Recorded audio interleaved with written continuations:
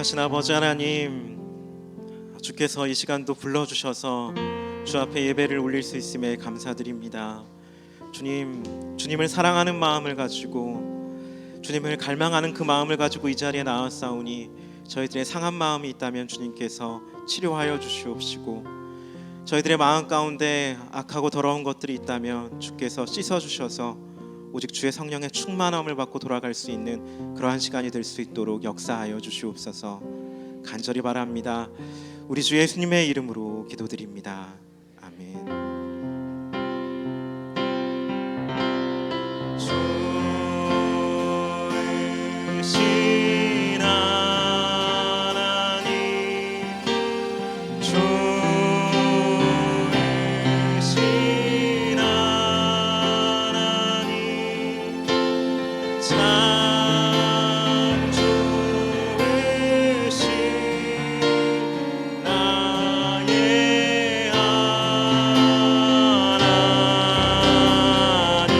주이신 하나님,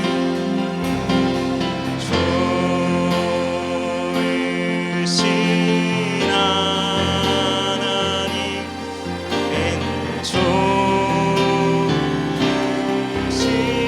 나의 하나님,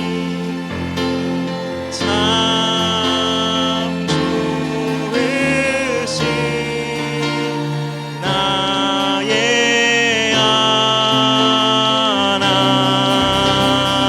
할렐루야로 찬양 올립니다.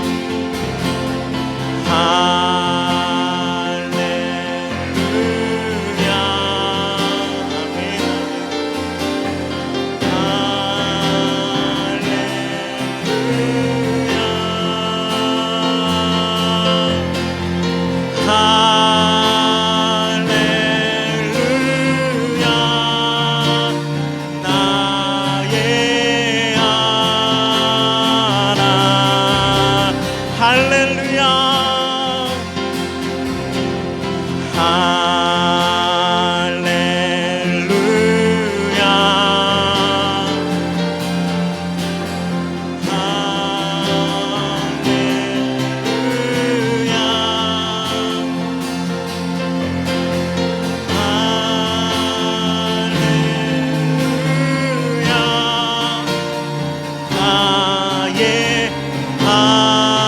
아멘.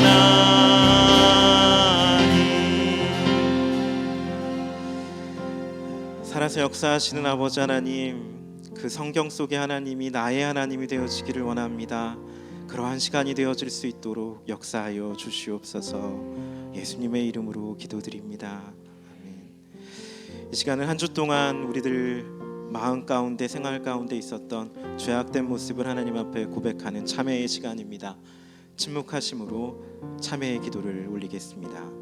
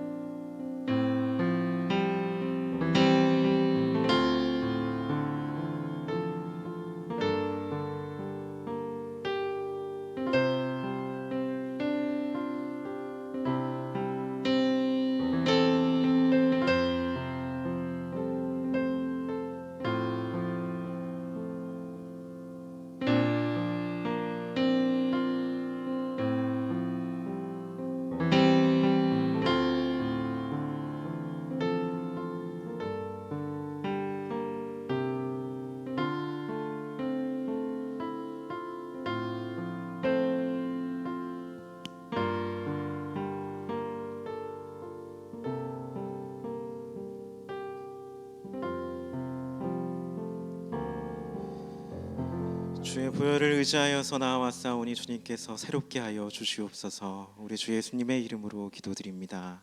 아멘.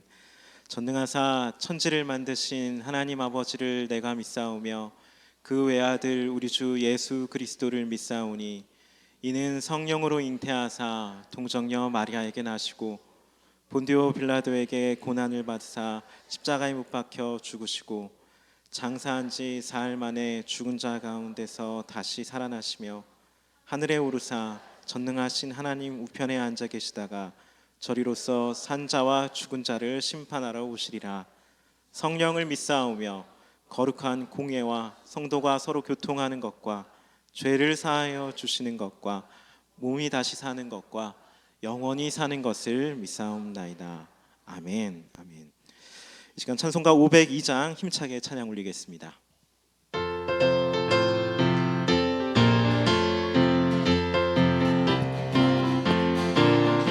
빛의 사자들이여 어서 가서 어둠을 물리치고 주의 진리 모르는 백성에게 복음의 빛 비춰라.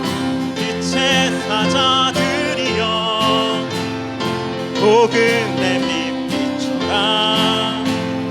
죄로 어두운 밤 밝게 비춰라.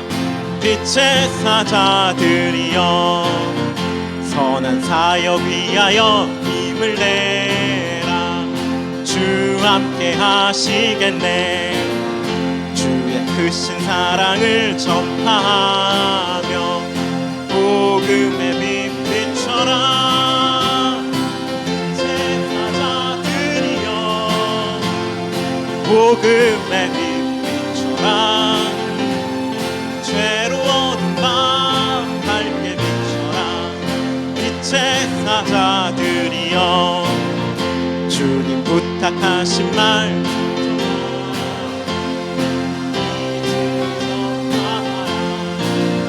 산을 넘고 물 건너 힘을 다해 복음의 빛 비춰라.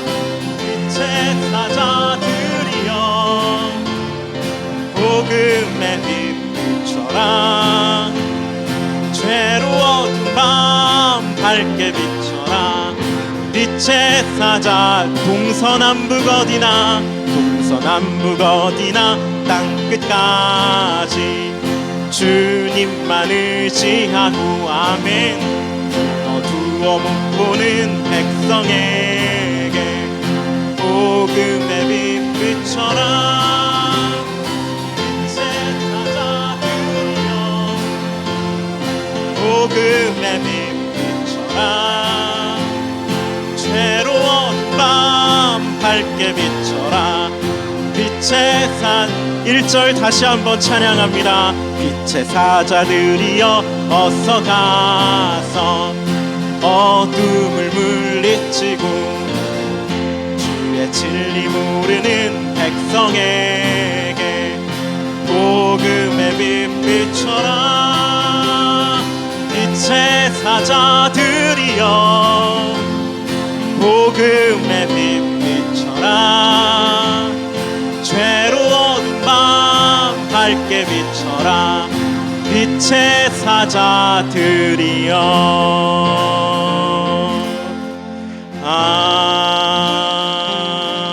아멘. 하나님께 영광의 박수 올리겠습니다. 아멘. 아멘. 네, 이 시간 광고 보도록 하겠습니다. 주보 뒤편을 참고하시면 좋겠습니다.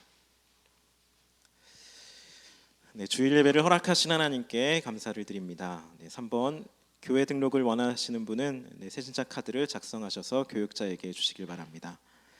네, 4번 광고도 보겠습니다. 교회는 예배 드리는 곳입니다. 네, 특정인들에게 비즈니스적인 이야기는 금해 주시길 바랍니다. 5번 광고는 한번 한 목소리로 함께 읽어보겠습니다. 함께 읽겠습니다. 담임 목사 안식 주간이 11월 9일까지 있습니다. 여러분의 많은 기도와 교회를 위한 기도를 부탁드립니다. 네, 담임 목사님 안식 주간이 11월 9일까지 있습니다. 짧은 시간인데 이 시간을 통해서 충만한 쉼을 경험하시고 또 충만하게 채워져서 돌아오실 수 있도록 많은 기도를 부탁드립니다. 네, 6번 광고 보겠습니다. 네, 추수감사주일에 세례식이 있습니다. 오늘 예배 후에 세례 대상자는 소모임실 1에서 세례교육이 있습니다.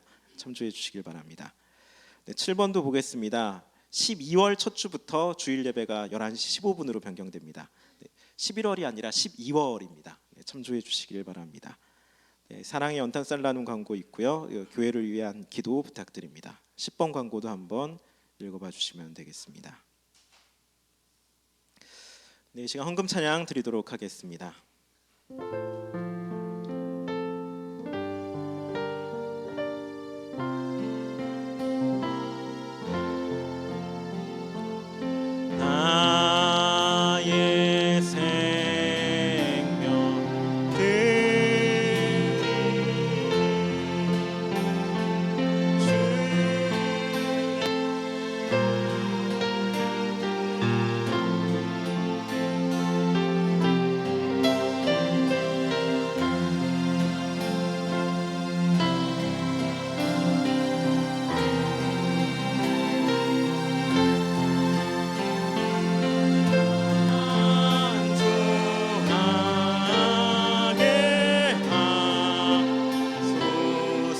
나의 시간들이니 나의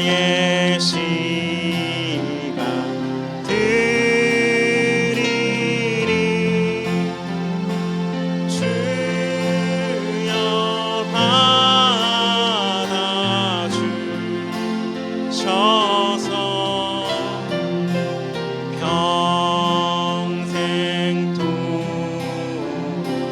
주 위에 봉사하게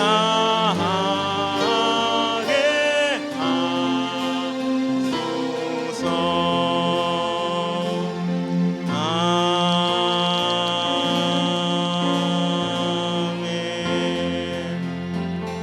아멘. 기도드리겠습니다. 하나님, 주님 앞에 나올 때 귀한 예물을 드렸습니다. 아버지, 이 손길 하나하나를 주님께서 기억하여 주셔서 복에 복을 허락하여 주시옵소서.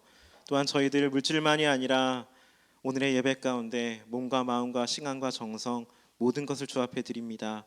주께서 받아주시옵시고 저희들의 앞날 가운데 선한 열매가 있을 수 있도록 이끌어 주시옵소서. 특별히 저희들 물질 가운데 매이지 아니하게 하여 주시옵시고 이 물질을 통하여서 오히려 하나님께 영광을 돌릴 수 있는 그런 자들이 되어줄 수 있도록 주께서 이끌어 주시옵소서. 우리 주 예수님의 이름으로 기도드립니다. 아멘. 기도드리겠습니다. 하나님 아버지, 감사합니다. 사랑의 빛 공동체 교회가 시작된 지 10년이란 세월이 되었습니다. 그동안 여러 가지로 기쁜 일도 있었고 힘든 일도 있었지만 하나님의 은혜로 우리는 오늘 이렇게 훌륭한 성전에서 모두 함께 나와 예배 드릴 수 있음에 다시 한번 감사드립니다. 우리 안에 예수님의 사랑이 넘쳐나서 이곳에서 작은 천국을 경험할 수 있기를 원합니다. 서로에게 상처되는 말을 하지 말며 서로를 섬기며 서로를 위해 기도해주는 한 사람 한 사람이 되어 공동체가 온전히 하나 되게 해주세요. 그래서 그리스도의 향기가 교회 주변으로 퍼져나가 주위에 힘들고 지친 사람들이 교회에 나와 하나님을 만나는 기적이 일어나기를 소망합니다. 하나님 아버지, 올 한 해도 이제 얼마 남지 않았어요. 교회에서 준비하고 온 일정들이 하나하나 모두 잘 이루어질 수 있기를 기도드립니다. 그리고 지금 이 순간에도 몸이 아픈 우리 성도님들이 계십니다. 주님의 손길로 한 사람 한 사람 어루만져 주셔서 건강을 회복할 수 있기를 기도드립니다. 그리고 지금은 조아문 목사님의 안식 주간입니다. 그동안 많은 수고로 인해 몸과 마음이 많이 힘드셨을 텐데 그 모든 것들이 평안으로 회복되는 진정한 쉼의 시간이 될 수 있기를 기도합니다. 이제 김재영 목사님께서 말씀을 전하실 때 우리가 들어야 할 말씀을 듣게 해주시고 전하는 목사님께 성령의 은혜를 부어주시옵소서. 이전에도 어제도 그리고 오늘도 살아계셔서 우리의 모든 것을 주관해 주시는 우리 주 예수 그리스도의 이름으로 기도합니다. 아멘. 네, 말씀 보도록 하겠습니다. 말씀은 누가복음 8장 26절부터 32절까지입니다. 누가복음 8장 26절부터 32절까지입니다. 네, 한 절씩 교독하도록 하겠습니다. 누가복음 8장 26절부터 32절입니다. 제가 먼저 읽겠습니다. 그들이 갈릴리 맞은편 거라사인의 땅에 이르러 예수께서 육지에 내리심에 그 도시 사람으로서 귀신 들린 자 하나가 예수를 만나니 그 사람은 오래 옷을 입지 아니하며 집에 거하지도 아니하고 무덤 사이에 거하는 자라. 예수를 보고 부르짖으며 그 앞에 엎드려 큰 소리로 불러 이르되 지극히 높으신 하나님의 아들 예수여, 당신이 나와 무슨 상관이 있나이까? 당신께 구하노니 나를 괴롭게 하지 마옵소서 하니, 이는 예수께서 이미 더러운 귀신을 명하사 그 사람에게서 나오라 하셨습니다. 귀신이 가끔 그 사람을 붙잡음으로 그를 쇠사슬과 고랑에 매어 지켰을 때 그 맨 것을 끊고 귀신에게 몰려 광야로 나갔더라. 예수께서 내 이름이 무엇이냐 물으신즉 이르되 군대라 하니 이는 많은 귀신이 들렸음이라. 무적행으로 들어가라 하지 마시기를 간구하던. 함께 읽겠습니다. 마침 그곳에 많은 돼지떼가 산에서 먹고 있는지라 귀신들이 그 돼지에게로 들어가게 허락하심을 간구하니 이에 허락하시니. 아멘. 아멘. 기도드리겠습니다. 하나님, 주의 말씀을 듣고자 합니다. 주님께서 역사하여 주셔서 저희들의 믿음의 유익이 되고 신앙의 성장을 이룰 수 있는 귀한 시간이 될 수 있도록 인도하여 주시옵소서. 오직 주님만 높임받을 줄 믿사오며 우리 주 예수님의 이름으로 기도드립니다. 아멘. 예수님께서 이 땅에 계실 때에는 갈릴리 지역을 중심으로 사역을 하셨습니다. 하나님의 말씀을 증거하시고 병든 자를 고쳐주시고 또 귀신 들린 자들을 쫓아내시면서 그렇게 사역을 하셨던 겁니다. 그러던 어느 날 예수님께서 제자들에게 갈릴리 저편으로 가자라고 오늘 본문에서 말씀을 주시고 있습니다. 여기서 말하는 갈릴리 저편은 웬만해서는 유대인들이 가지 않는 곳이었습니다.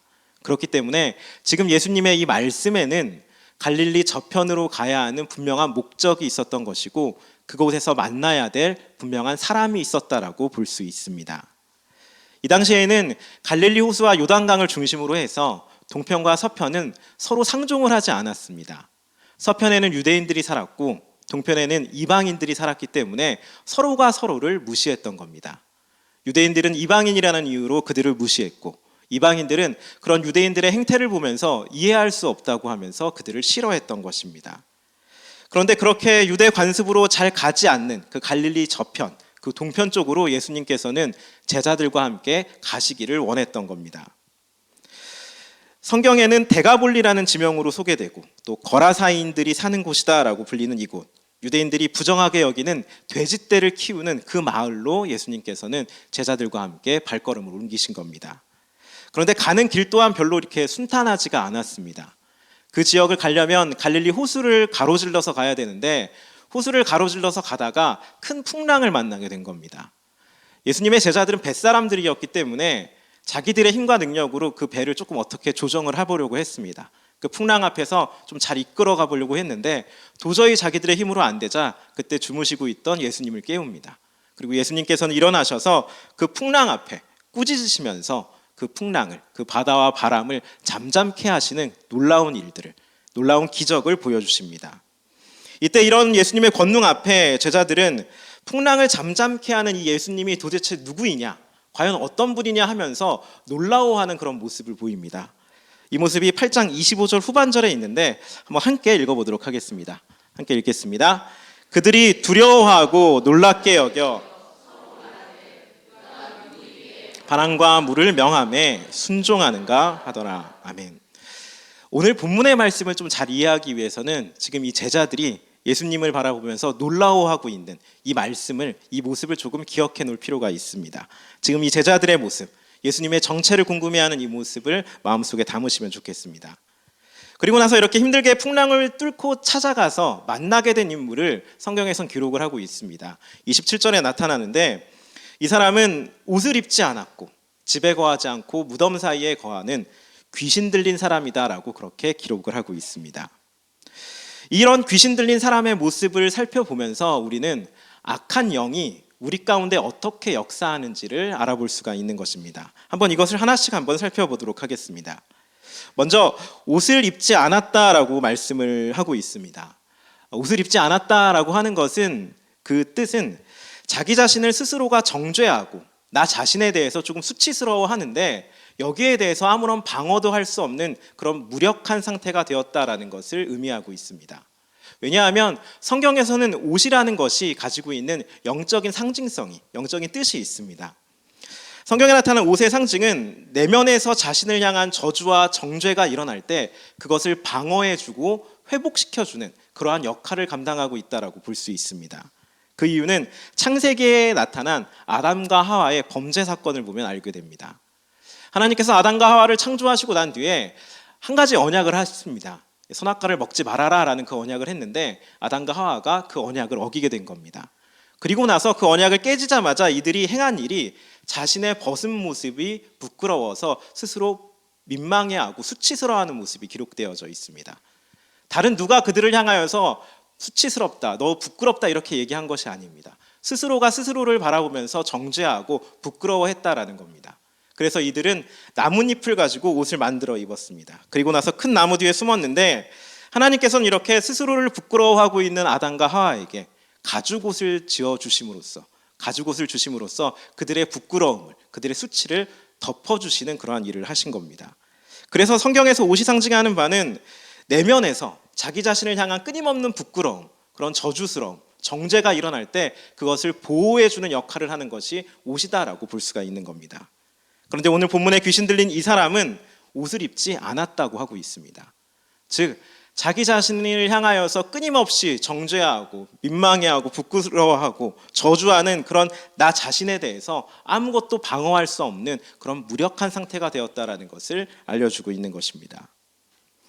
일반적으로 믿음을 지닌 사람들은 자신의 내면에서 정죄감이 일어날 때 난 참 못된 사람이다, 난 참 악한 사람이다, 난 참 더러운 사람이다 라고 하면서 스스로가 스스로를 향하여서 정죄할 때 그것을 있는 그대로 받아들이진 않습니다. 믿음이 있기 때문에 한편에서 성령께서 역사를 해주시는 겁니다.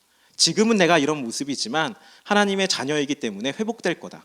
지금은 내가 이렇지만 하나님께서 그래도 붙잡아주고 있다라고 하면서 믿음으로 인하여서 스스로를 정죄하는 그 말을 거절을 하게 되는 것입니다. 믿음이 없다고 하더라도 건강한 자존감이 있어도 일부분 그런 정죄감을, 스스로가 스스로를 민망히 여기고 부끄러워하는, 자기 자신을 저주하는 그런 정죄감을 부분적으로나마 거절한다라고 볼 수도 있습니다. 그런데 악한 영에 사로잡히게 되어지면은, 악한 영의 역사에 온전히 휘어잡히게 되어지면은 그러한 방어를 할 수 없게 된다는 것입니다. 자기 자신을 향하여서 끊임없이 부끄러워하고 민망히 여기고 나는 안 되겠구나라고 좌절을 할 때 여기에 대해서 거절할 수가 없는 겁니다. 그 말을 있는 그대로 수용하는 모습을 보일 수 있게 되는 것입니다. 이것이 바로 악한 영이 우리 가운데서 하는 역사이다라는 것을 기억할 필요가 있습니다. 이런 자기 자신을 향한 정죄는 절대로 하나님께서 행하시지 않습니다. 무조건 나 자신을 향하여서 누군가가 정죄하고 나 스스로에게 어떠한 악한 말을 품게 되어지면은 이거는 반드시 악한 자가 역사하는 것이다라는 것을 기억해야 하는 겁니다. 하나님께서는 우리를 향하여서 결단코 정죄하지 않습니다.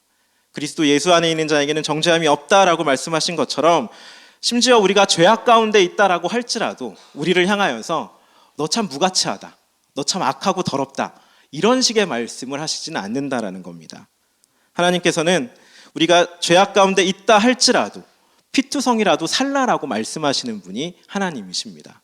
우리가 죄 가운데, 우리의 여러 환경 가운데 피투성이처럼 비참해졌다라고 할지라도 능히 거기서 회복시킬 수 있는 능력을 가지고 계신 분이 하나님이시기 때문에 살라라는 용기와 격려를 우리에게 허락해 주시는 겁니다.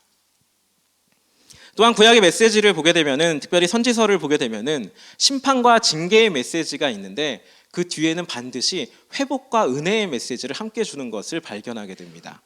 즉 하나님께서는 징계를 하신다라고 할지라도 사랑을 밑바탕으로 징계를 하시기 때문에 우리를 정죄하지 않는다라는 것을 알 수 있는 겁니다. 우리를 향하여서 정죄하는 것, 내 마음 가운데 나 자신을 향하여서 무가치하고 별것 없다라고 생각하는 이 모든 생각들은 하나님께서 주시는 것이 아니라 악한 영의 역사이다라는 것을 반드시 기억하시는 그런 성도님들이 되시기를 바랍니다. 계속해서 살펴보면 이 귀신 들린 사람은 집에 거하지 않고 무덤 사이에 거한다라고 말씀을 하고 있습니다.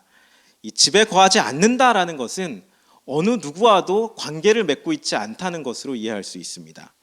가족이라는 기본적인 인간관계도 다 끊어진 것이고 일반적인 그런 모든 관계가 다 끊어져서 철저하게 혼자 고립된 상태가 되었다라는 것이 지금 이 무덤 사이에, 집에 거하지 않고 무덤 사이에 거하고 있다라는 그런 뜻이 될 수 있습니다.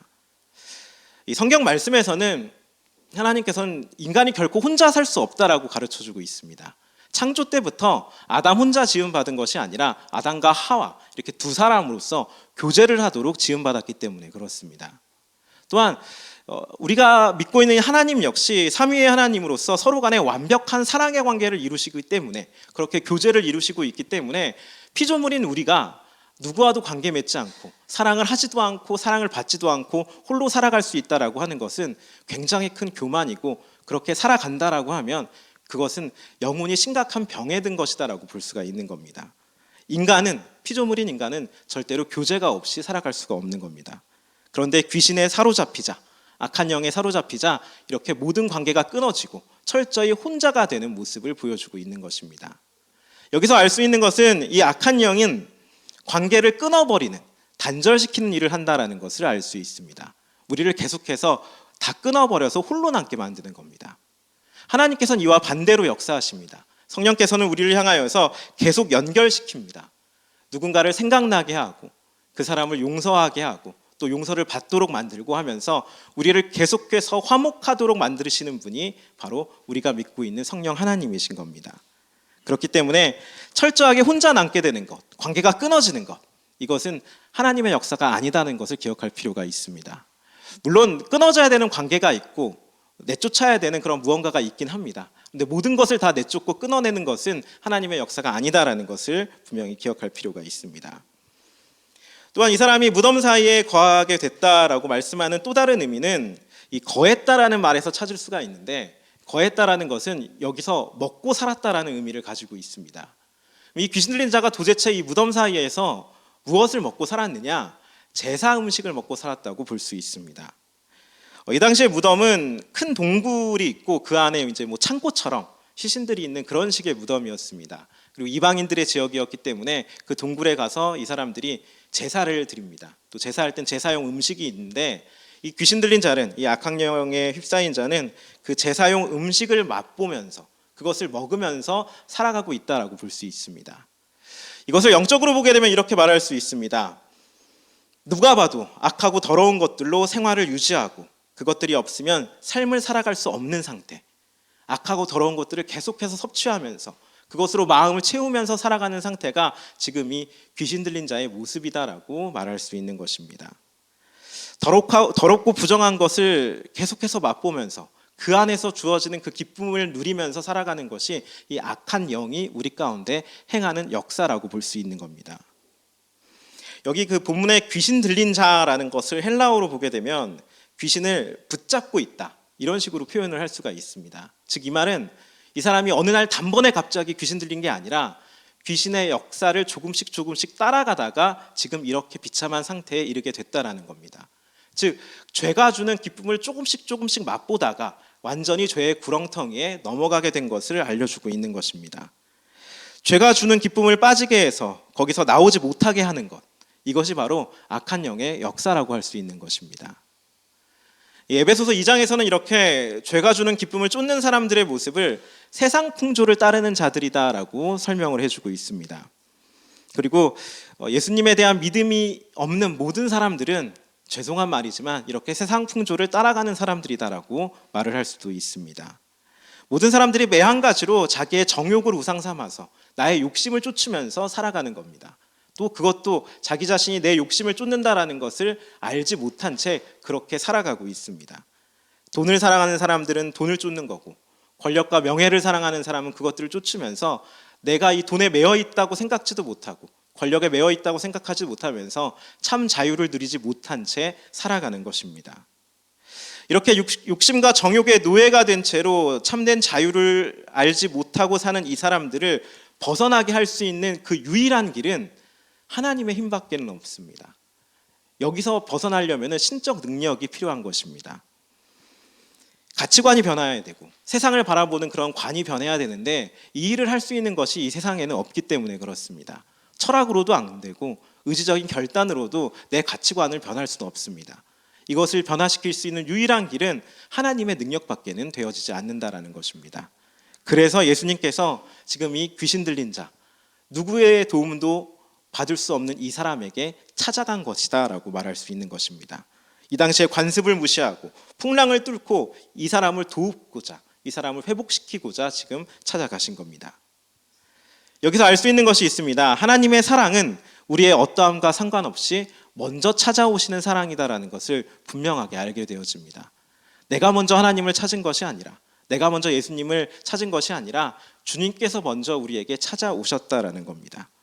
스스로를 비참하게 여기고 자책하고 살고 있는 사람이다라고 할지라도, 부끄러움 가운데 무언가를 감추면서 사는 사람이다라고 할지라도, 그런 자여도 하나님께서는 먼저 찾아가셔서 사랑의 초청을 행하신다라는 겁니다.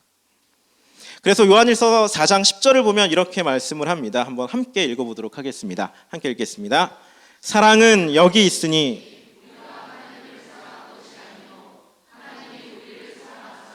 우리의 죄를 속하기 위하여 화목제물로 그 아들을 보내셨습니다.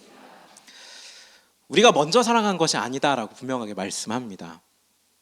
우리가 아직 죄인 되었을 때, 아무것도 하나님을 위하여서 무언가 좋은 일을 행하지 않았을 때, 그때 예수님께서 먼저 찾아와 주셨다라고 말씀을 주고 있습니다. 우리는 이렇게 먼저 찾아와 주신 그 하나님의 사랑을 분명하게 믿을 수 있어야 합니다. 이 사랑에 대해서, 먼저 찾아와 주신 사랑에 대해서 믿음이 분명할 때에 우리는 하나님께 감사함을 드릴 수 있습니다. 온전한 감사를 드릴 수 있습니다. 내가 좀 의지적인 결단을 해서, 내 노력과 내 공로가 있어서 하나님을 믿게 되고 예수님 앞에 나왔다, 이렇게 생각하면은 내 노력이 있다고 생각하기 때문에 온전한 감사가 되어지지 않습니다. 그런데 하나님이 먼저 나를 찾아와 주셔서 이 모든 것이 다 하나님의 이끄심이었다라고 믿게 되어지면은 우리는 온전한 감사를 올릴 수 있게 되는 것입니다. 그래서 우리는 하나님이 나를 사랑하셔서 지금 내가 이 자리에, 예배드리는 이 자리에 있다라는 것을 믿음으로 받을 수 있어야 합니다.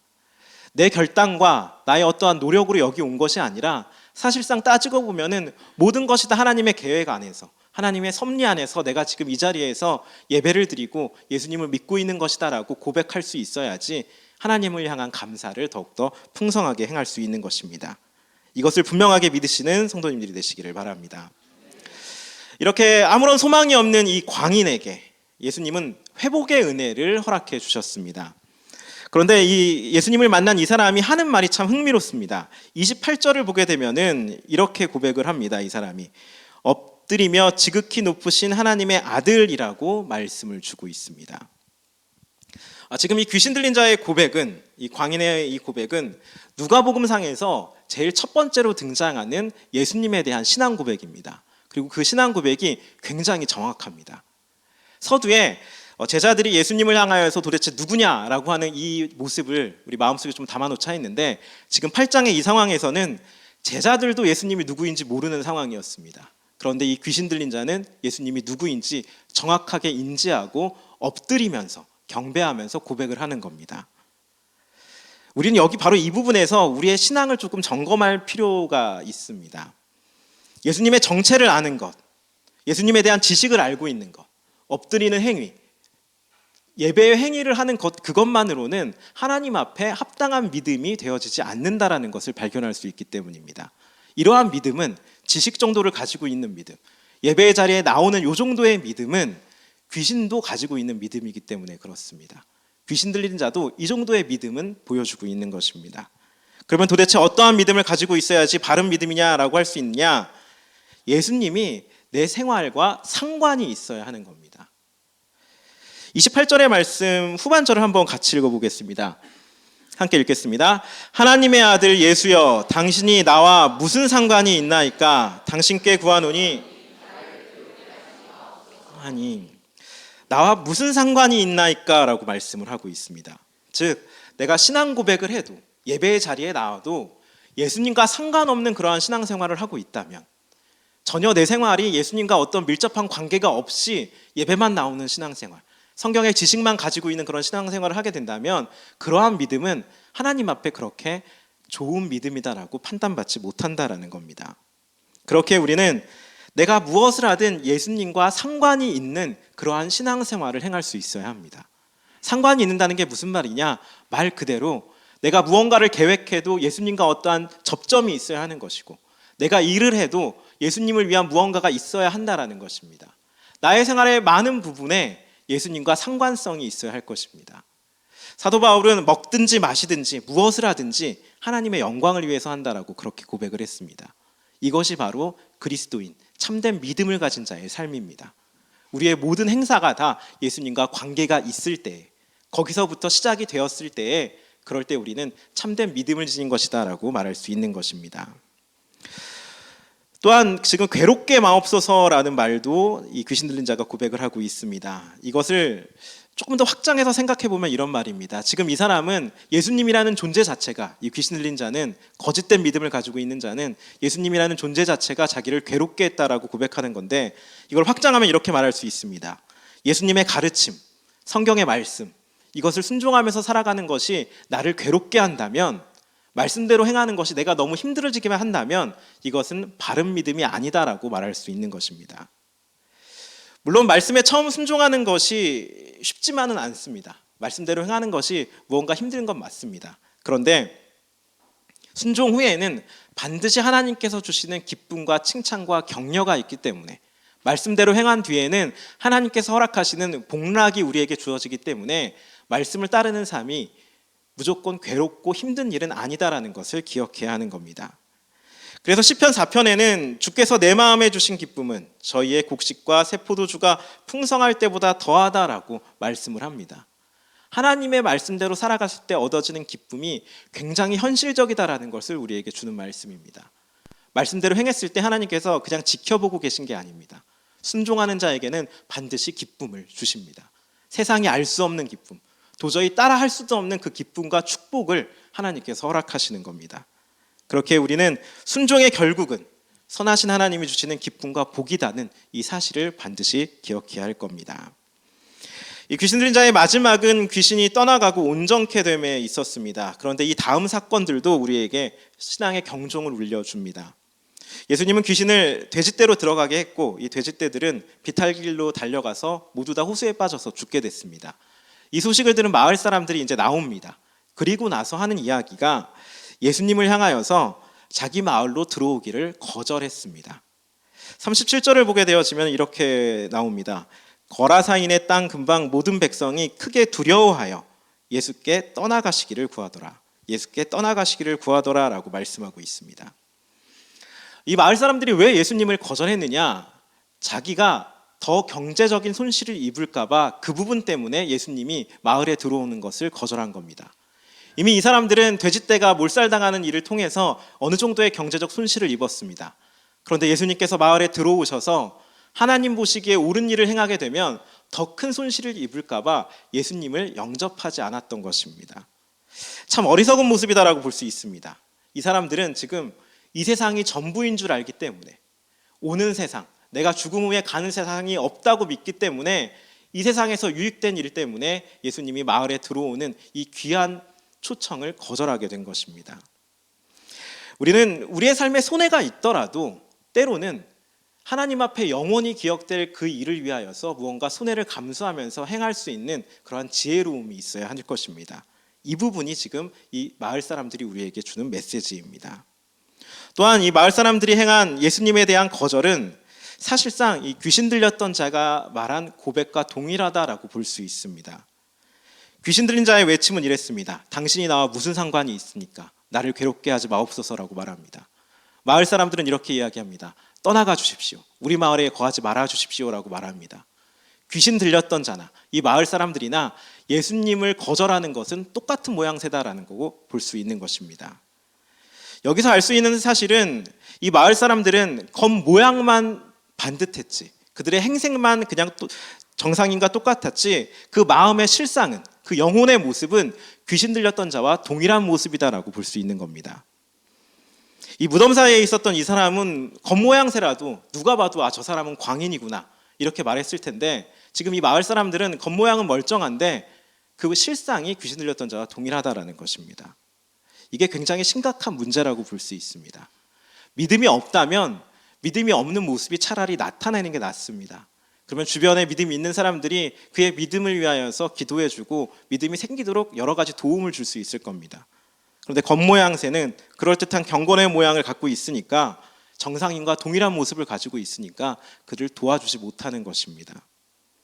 그렇게 우리는 우리의 마음 가운데 세상 사람과 다른 무엇이 있는지 분명하게 우리 스스로를 점검할 필요가 있을 것입니다.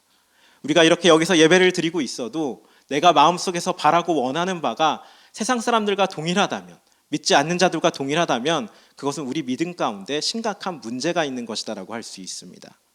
하나님을 믿는 자, 예수님을 영접한 자의 마음의 중심에는 하나님을 향한 갈망이 있어야 합니다. 하나님의 영광을 위해서 살고자 하는 그 마음이 우리 중심 가운데 뚜렷하게 있어야 할 것입니다. 이 마음의 중심이 나에게 있는지 점검해 보시는 성도님들이 되시기를 바랍니다.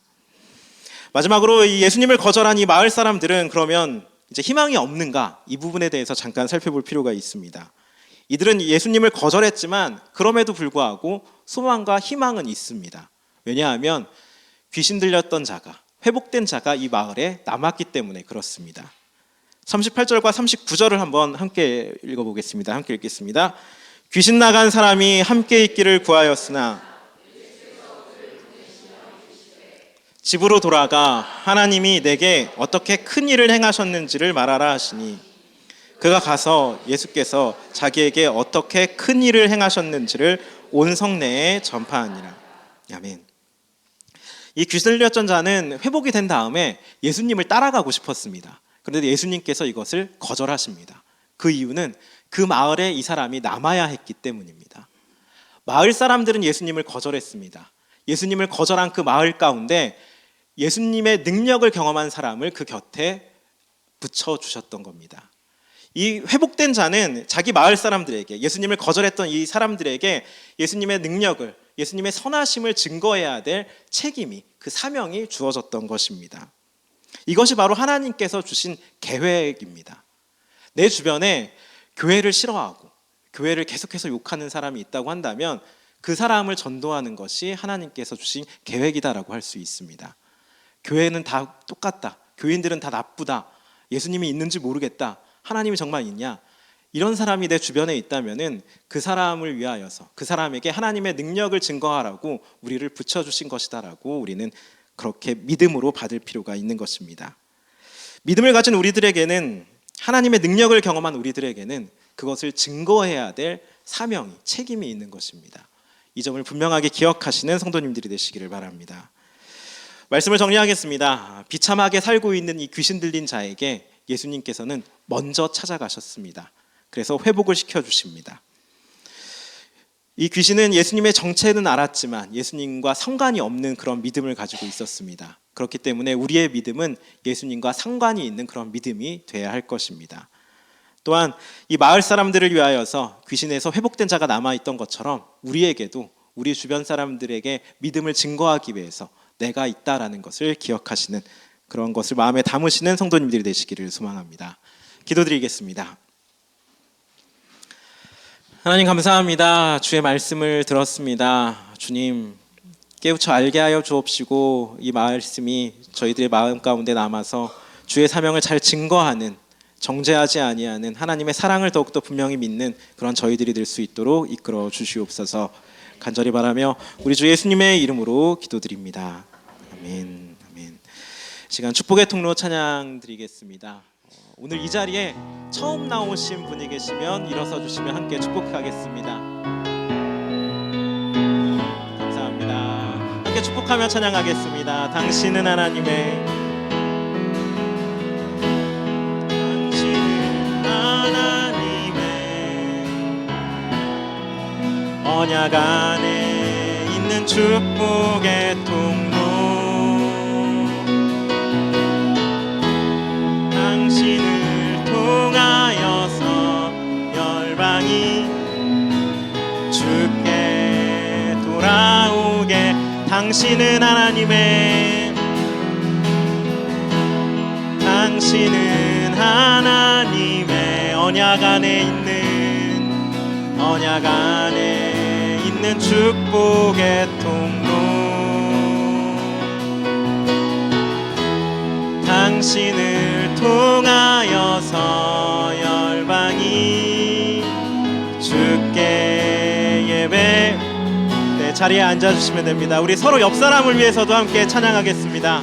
당신은 하나님의, 하나님의, 앞뒤 사람 바라보면서 함께 찬양하겠습니다. 언약 안에 있는 축복의 통로, 당신을 통하여서, 당신을 통하여서 열방이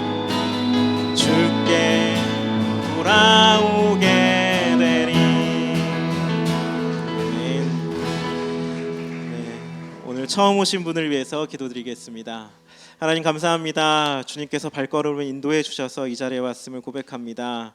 주님께서 함께하여 주셔서 더욱더 아름답고 복된 인생이 되어줄 수 있도록 이끌어 주시옵소서. 간절히 바라며 예수님의 이름으로 기도드립니다. 아멘. 아멘. 시간 함께 일어나셔서 찬송가 447장 우리 결단하는 마음으로 찬양 드리겠습니다.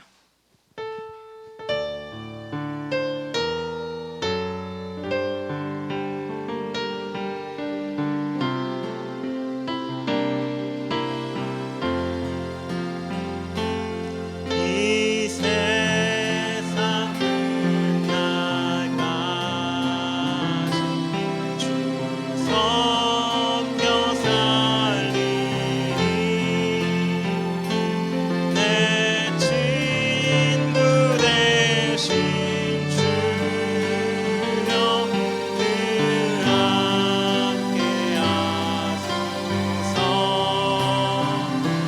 주 나와 함께 하면 전쟁도 겁없고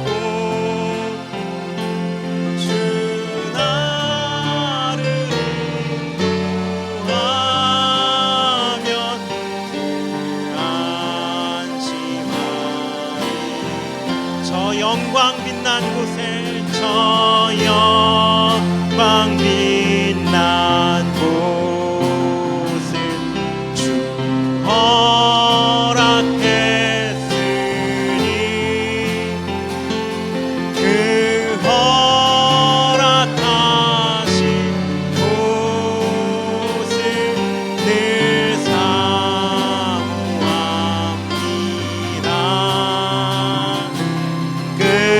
끝까지 쉬지 않고 주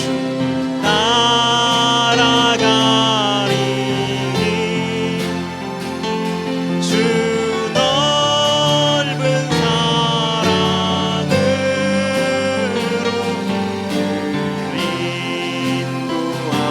인도하소서. 주 넓은 사랑으로 주 넓은 사랑으로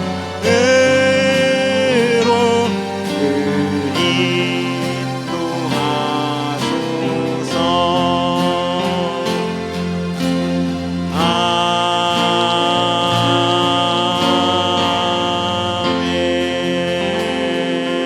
아멘.